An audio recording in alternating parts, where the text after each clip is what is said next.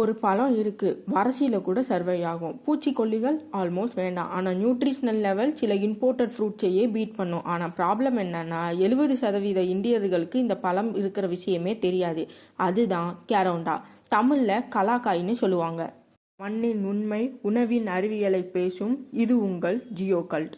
இந்த பழத்தில் இருக்கிற சயின்ஸ் ஃபேக்ட்ஸை பற்றி தெரிஞ்சுக்கலாமா? இந்த பழத்தில் அயன் கண்டென்ட் அதிகமாக இருக்குது. அதனால் கிராமப்புறங்களில் அனிமியாவுக்கும் ஹீமோக்ளோபினை இன்க்ரீஸ் பண்ணுறதுக்கும் ட்ரெடிஷ்னல் ரெமெடியாக யூஸ் பண்ணியிருக்காங்க. பெக்டின் அதிகமாக இருக்கிறதுனால ஜாம் ஜெல்லி செய்ய எக்ஸ்ட்ரா ஜெல்லிங் ஏஜென்ட் தேவையில்லை. ஸோ இது நேச்சராகவே ஒரு ஃபுட் டெக்னாலஜிஸ் தான். இந்த மரத்தை கட் பண்ணால் மில்கி லாக்டஸ் வெளியே வரும். அதனால் பூச்சி தாக்குதலிருந்து இயற்கையாகவே பாதுகாத்துக்கும்.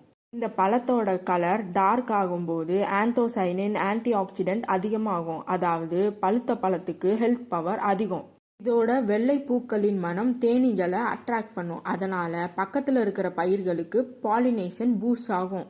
இந்த மரம் வளர்ந்துட்டா 20லேருந்து 25 வருஷத்துக்கு பழங்கள் கொடுக்கும். எப்படி? லாங் டேர்ம் இன்வெஸ்ட்மெண்ட்ல. இது மட்டும் இல்லாம இது வேல்யூ அடிஷனோட கோல்டு மைன். இதுல pickle, jam, jelly, candy, syrup, ஏன் வைன் கூட நம்ம செய்யலாம். காலத்தில் இந்தியா முழுக்க இருந்த பழம் இப்போ ஆல்மோஸ்ட் மறந்து போச்சு. இம்போர்ட்டட் ஃப்ரூட்ஸ்க்கு இம்பார்ட்டன்ஸ் கொடுத்து நேட்டிவ் ஃப்ரூட்ஸை மறந்துட்டோம். ஆனால் உண்மை என்னன்னா நம்ம மண் எப்பயும் நம்மளை கைவிட்டதில்லை. நாம தான் அதை கடந்து போகிறோம். சில நேரம் கிளைமேட் சேஞ்சஸ் மாதிரி ஒரு பெரிய நெருக்கடி வந்தால் தான் நம்ம மண்ணின் மதிப்பு புரியும்.